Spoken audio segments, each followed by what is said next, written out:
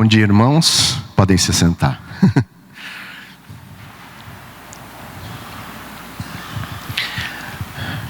É uma honra muito grande estar aqui na frente de vocês, na frente do nosso Deus, e para falarmos de um assunto que vemos tratando durante este mês de novembro, sobre o Eis-me Aqui.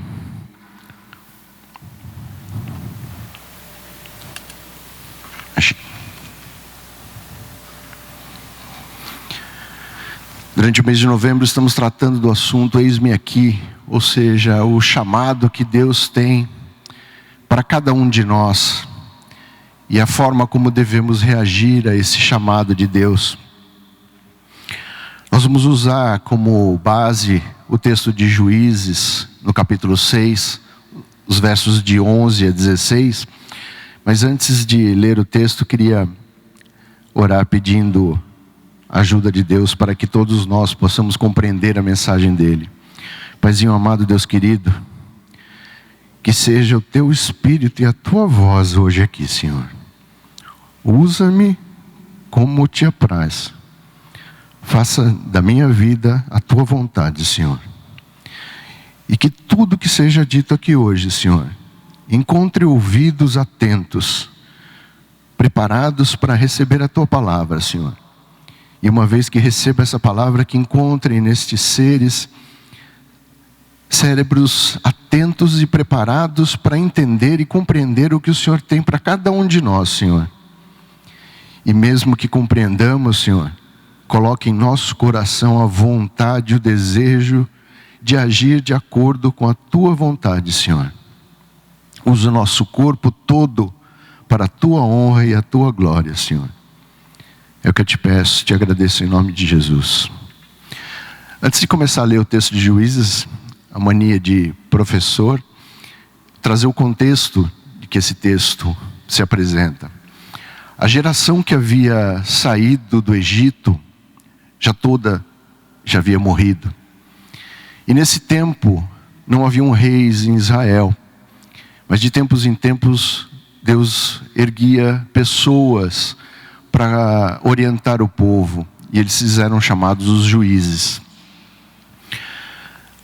O povo de Israel melhorava de vida, prosperava. E quando prosperava, pecava. Se afastava de Deus. E quando se afastavam de Deus, pelo pecado, fechavam esse canal com Deus e as bênçãos não eram mais derramadas. E por isso, problemas surgiam. De tempos em tempos, o povo de Israel ficou vivendo assim. Anos bons, anos ruins, anos bons, anos ruins. Antes dessa geração de Gideão, foi o tempo da juíza Débora. Foram 40 anos de paz e prosperidade. E o povo novamente se afastou de Deus. E se afastando de Deus, Deus permitiu que um povo chamado Midianitas atacasse o povo de Israel. E eles atacavam e saqueavam e destruíam tudo. E o povo de Israel começou a viver na penúria. Já não habitavam mais as suas casas, a maioria se escondia nas montanhas, em cavernas. E quase tudo que eles tinham era roubado pelos midianitas. Então que algumas pessoas clamavam a Deus, e Deus ouve o clamor do povo, e Ele volta até o seu povo. Vamos ler o texto de Juízes. Então o anjo do Senhor veio e sentou-se debaixo de um carvalho que havia perto do povoado de Ofra. Esse carvalho pertencia a Joás, que era da família de Abiezer. O seu filho Gideão estava malhando trigo no tanque de pisar uvas, escondido, para que os midianitas não o encontrassem. Então, o anjo do Senhor apareceu a ele e disse: você é corajoso, e o Senhor está com você. Gideão respondeu: se o Senhor está com o nosso povo, por que está acontecendo tudo isso com a gente? Onde estão aquelas coisas maravilhosas que os nossos antepassados nos contaram, que o Senhor costumava fazer quando nos trouxe do Egito e nos abandonou e nos entregou aos midianitas? Então o Senhor Deus ordenou a Gideão: vá com toda a tua força e livre o povo de Israel dos midianitas. Sou eu quem está mandando que você vá. Gideão respondeu: Senhor, como posso libertar Israel? A minha família é a mais pobre da tribo de Manassés, e eu sou a pessoa menos importante da minha família. Mas o Senhor disse: você pode fazer isso, porque eu o ajudarei.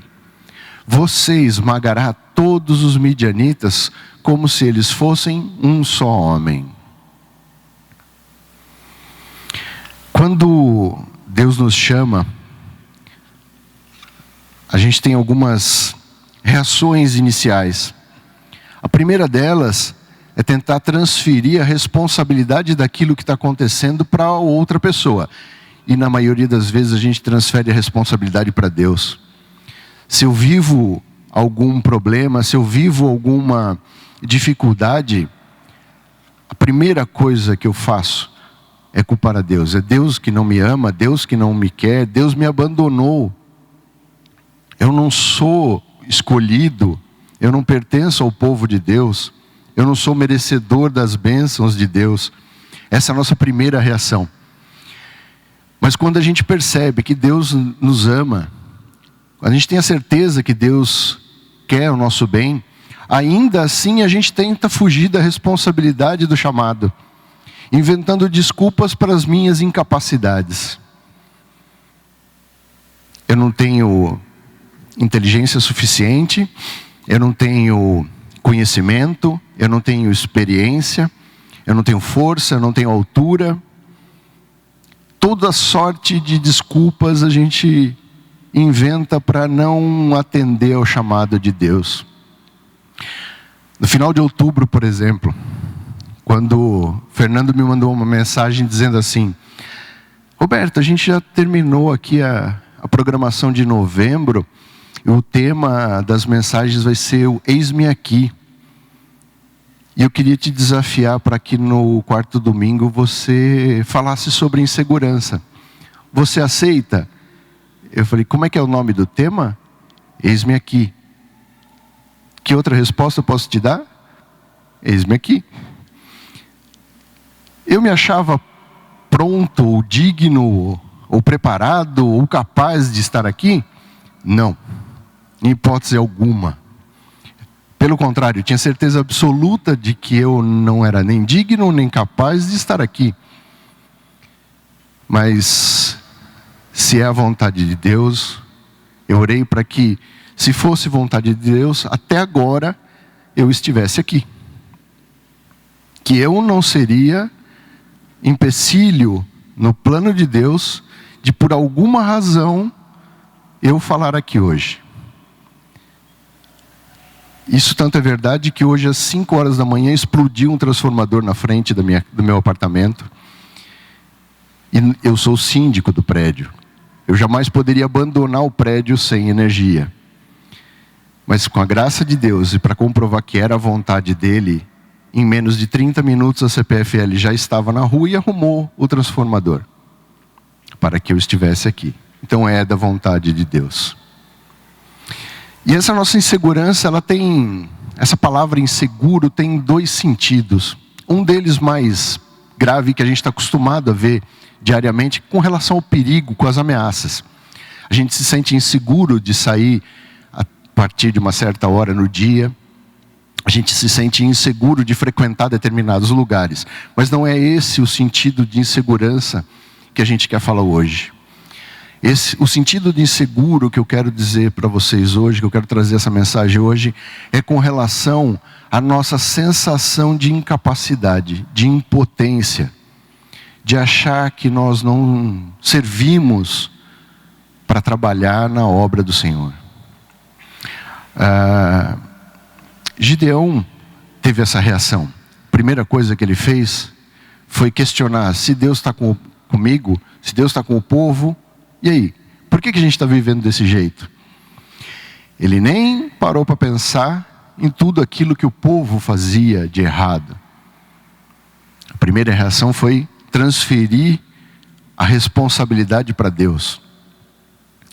Aceitando então o que era para fazer, ele volta a dizer que ele não é capaz, que a família dele é a mais pobre, que ele é o menos importante, deve ter alguém melhor para fazer isso, né?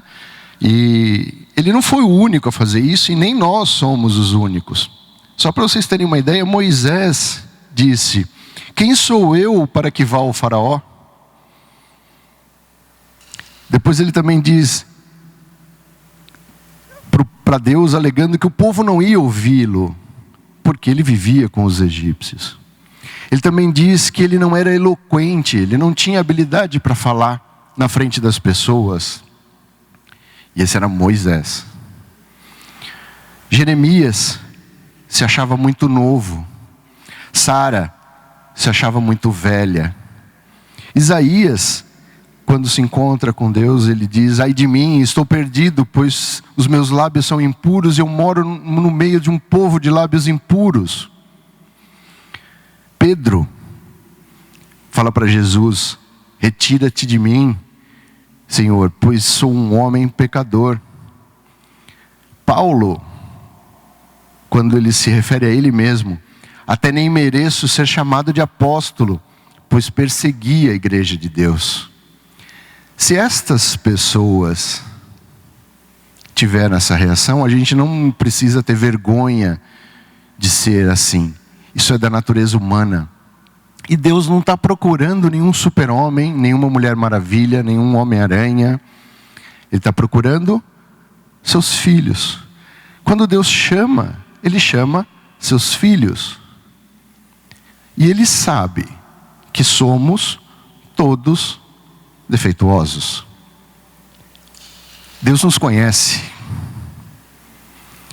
Se Ele não achasse que qualquer um de nós pode atender o seu chamado, como que Ele faria isso se foi Ele que nos criou? Ele sabe que nós podemos fazer aquilo que Ele nos chama.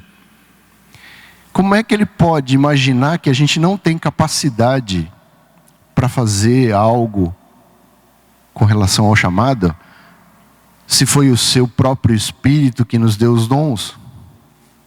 Ele sabe que nós somos capazes.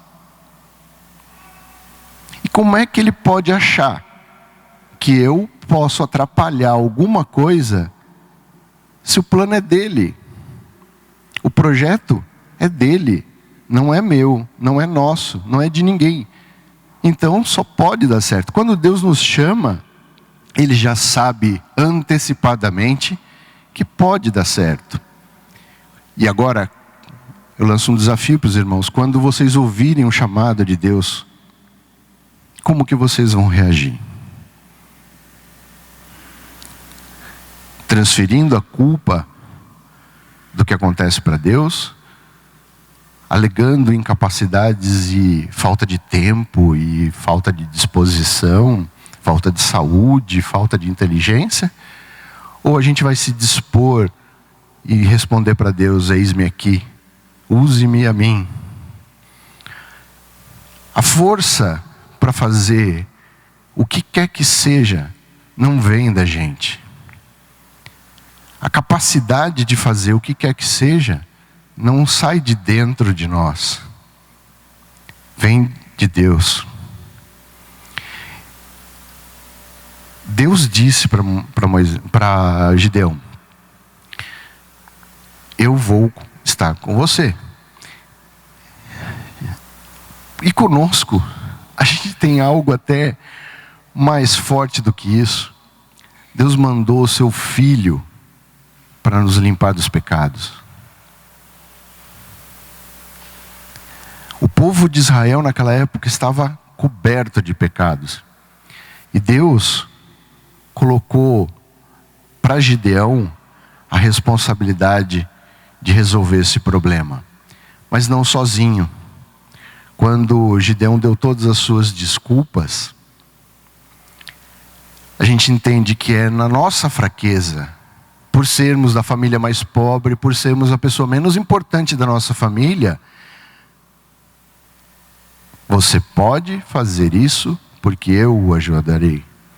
É isso que está no verso 16. Não somos nós, é através de nós. Deus quer nos usar através da nossa vida para completar o seu plano. Não quer dizer que se você se negar a fazer, o plano de Deus não vai ser realizado. Vai. Porque Deus, como bom planejador, Ele tem os seus backups, as suas peças sobressalentes. Se você não aceitar outra pessoa, Ele vai colocar no lugar e vai fazer. E que maravilha que é poder participar do projeto de Deus. Não para nossa glória, mas para a glória de Deus. Aceitar a missão de fazer o que quer que seja na obra de Deus é maravilhoso, por menor que seja. Deus, quando mandou Jesus para nos livrar do pecado, Ele recebeu um nome, Emanuel, Deus conosco. Gideão só sabia que Deus estava com ele. Nós estivemos com Ele. Ele está conosco. Porque mesmo depois da morte, Ele disse que Ele estava indo preparar lugar para cada um de nós na casa do Pai. E que mesmo Ele indo preparar morada para cada um de nós, Ele disse o quê? O meu Espírito Consolador estará com vocês por todos os dias. Nós temos muito mais condições de aceitar a missão de Deus aqui na terra do que Gideão. Gideão não tinha essa certeza. Por isso que, na época do Antigo Testamento, aconteciam essas coisas maravilhosas. Anjos, salsas ardentes. Hoje é muito difícil a gente imaginar que isso fosse acontecer. Não que não seja possível, se for da vontade de Deus.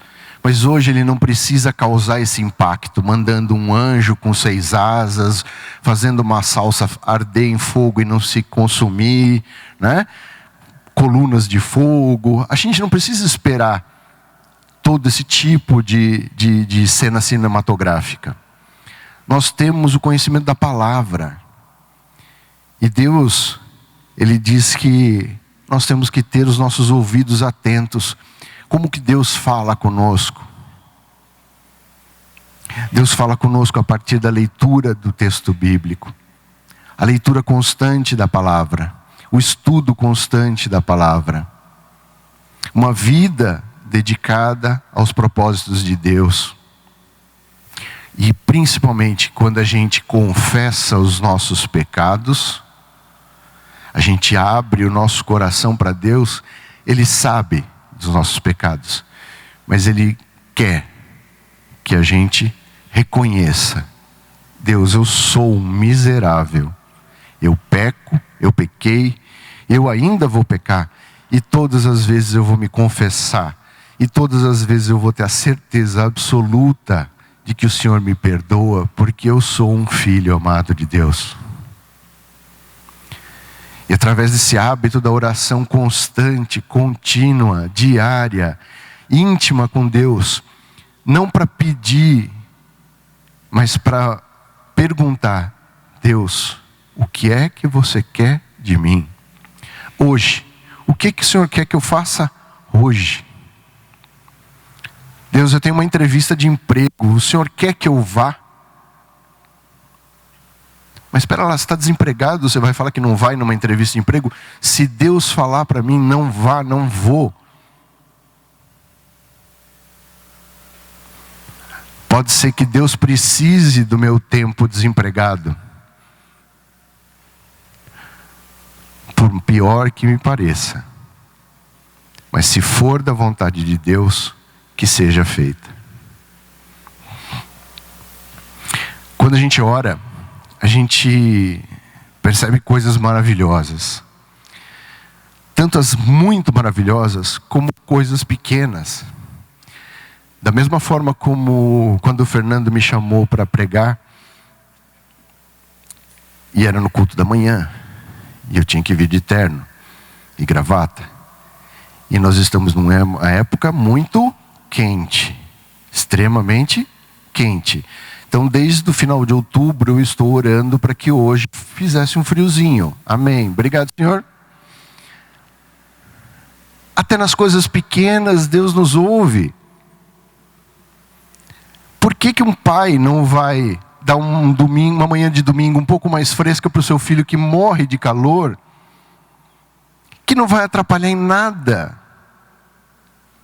Quanto mais as coisas incríveis que a gente pode pedir para Ele. Jeremias ouve assim do Senhor: se você me chamar, eu responderei e lhe contarei coisas misteriosas e maravilhosas que você não conhece. É pela oração que Deus vai nos revelar as suas vontades, os seus planos. Ele não vai colocar na televisão, Ele não vai colocar isso na internet. Mas pela oração você vai ouvir da voz dEle dentro da sua cabeça, dentro do seu coração, e de pessoas que Ele vai colocar na sua vida e que vão te falar aquilo que você precisa ouvir. Não o que você quer ouvir, mas aquilo que você precisa ouvir. Porém, antes de libertar os judeus dos midianitas, Deus deu uma ordem para Gideão. Primeira coisa, antes dele sair para lutar com os midianitas, ele falou assim: eu quero que você vá lá na casa do teu pai e destrua aquele templo que ele tem para Baal e mais uma outra torre que tinha de adoração para uma outra deusa que eu juro que não me importei em guardar o nome dela, tá? Me desculpem. Se a gente orar e ouvir de Deus o que Ele tem para a gente, muito provavelmente a gente vai receber algumas instruções como essa de Gideão. Logo de cara, Gideão gelou. Ele falou assim: espera lá, se eu for destruir o templo de Baal, o povo todo vai se voltar contra mim. Vá lá e faça. Hoje a gente não tem os nossos templos, mas tem muita coisa que a gente adora e que a gente idolatra, que não deveriam ser importantes na nossa vida. Tem muita coisa que a gente carrega como ídolos, né? Um deles é essa vida digital que a gente tem. Não temos como abrir mão disso, faz parte do nosso tempo. Mas isso não pode ser a nossa prioridade. Eu não posso deixar de conversar pessoalmente com uma pessoa para trocar por uma conversa à distância pelo celular. Eu não posso deixar de estudar da palavra de Deus para perder tempo vendo fofocas na internet. Mas essa é uma ferramenta muito importante que a gente pode usar para justamente propagar a palavra de Deus. Para se aproximar de pessoas que não são da igreja e precisam ouvir da palavra de Deus. Para termos contato com os nossos parentes que vivem distantes. Mas nós não podemos adorar isso. Outras pessoas adoram o seu carro, idolatram o seu emprego, o seu status. Tem gente que idolatra a esposa, o marido, o filho, a casa, o dinheiro. Tudo isso Deus nos concede para que sejam usados como ferramenta, mas não são a coisa mais importante para a nossa vida. Em primeiro lugar, a gente tem que ter Deus. Então a gente precisa conseguir, com muita força, com muito exercício, se livrar desses nossos ídolos antes de responder ao chamado. A gente tem que estar com a nossa vida totalmente dedicada a Deus, pronta para agir.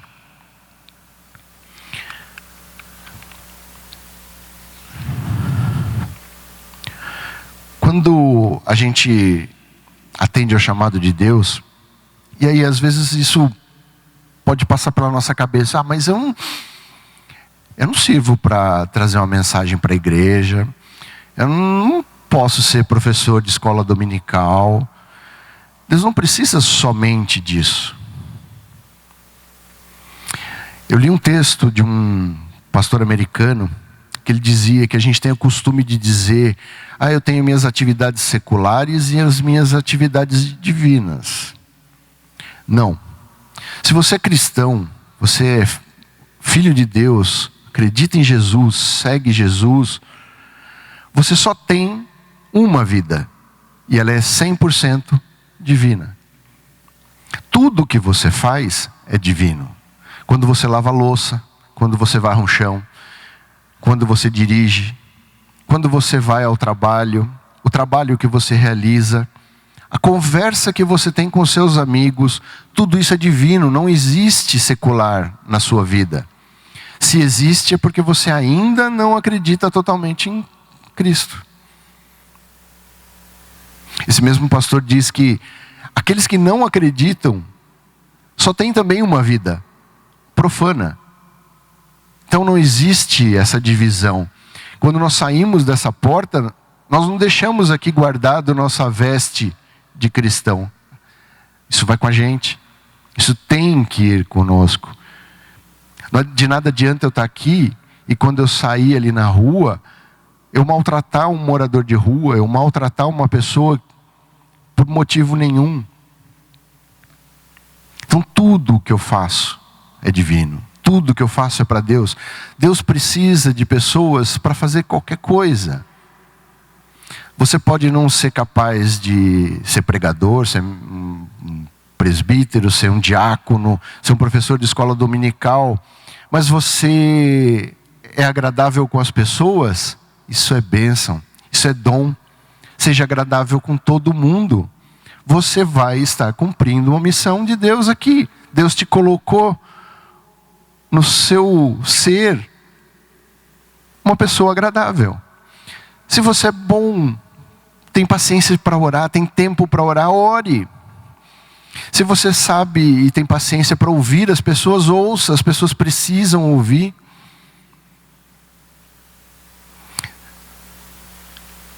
Tem muita coisa na obra de Deus.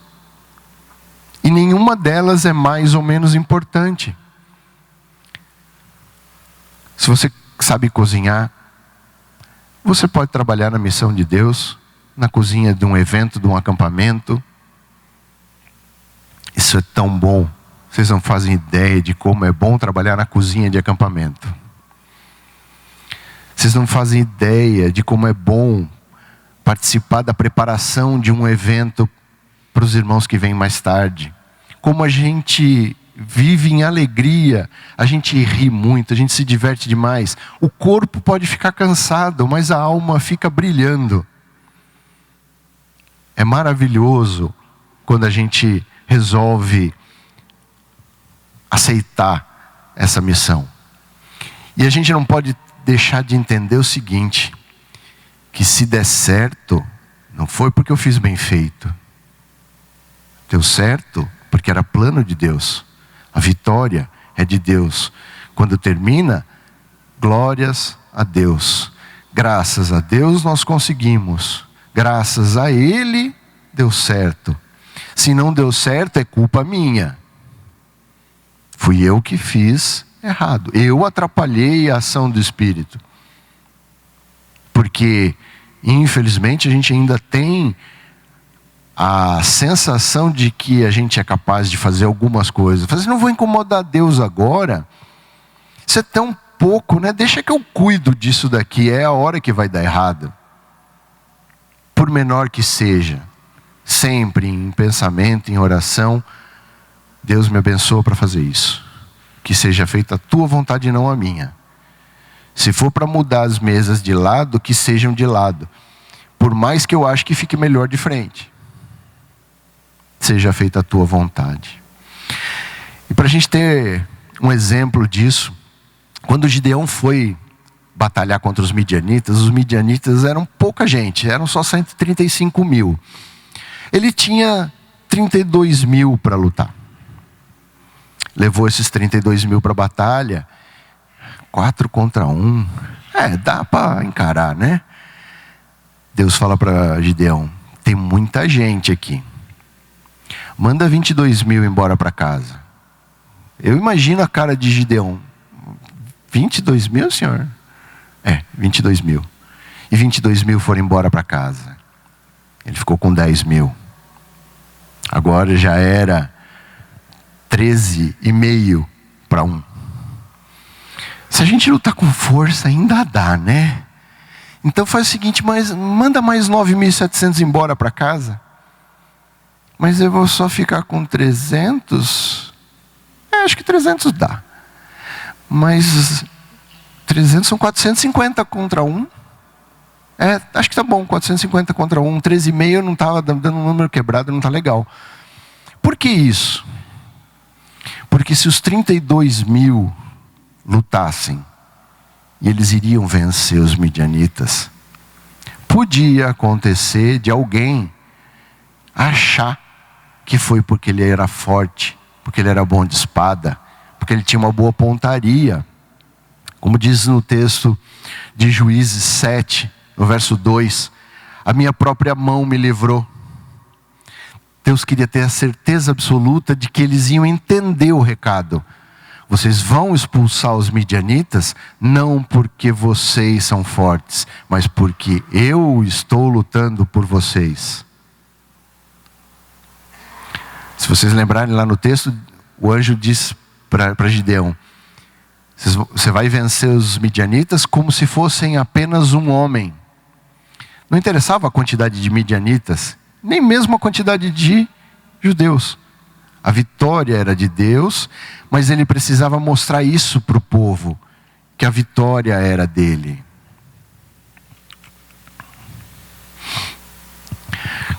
Quando as nossas batalhas são mais difíceis, são nessas batalhas que Deus tem muito para nos ensinar e para mostrar que quando terminar, vai dar certo e é para a honra e glória dele. É para que a gente aprenda que nós não somos capazes de fazer nada. Nós só somos capazes de fazer alguma coisa quando fazemos através da ação de Deus na nossa vida. E para concluir, Gideão não era um cara perfeito. Nem nós, nem nunca seremos. Mas ele deixou alguns exemplos. Quando eles colocaram os midianitas para correr, outras tribos viram aquele movimento e atacaram os midianitas e mataram os midianitas. Sobraram só alguns poucos líderes. E quando os 300 de Gideão passavam, eles já estavam exaustos, com fome. E ele pede água e comida. Porém, esses mesmos falam: não, a gente não vai te dar nada, você está lutando com os caras aqui, vamos arrumar confusão com eles, é melhor a gente não te entregar nada. E depois outra: você arrumou essa briga toda aí, por que não chamou a gente? Isso acontece na igreja.